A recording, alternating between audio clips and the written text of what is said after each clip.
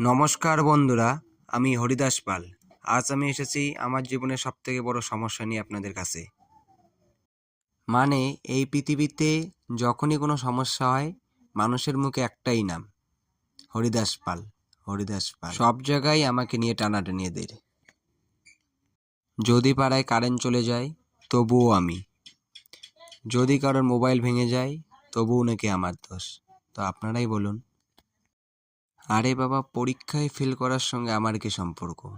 পরীক্ষায় ফেল করেছে তবু স্টুডেন্ট বলতেছে হরিদাস পাল।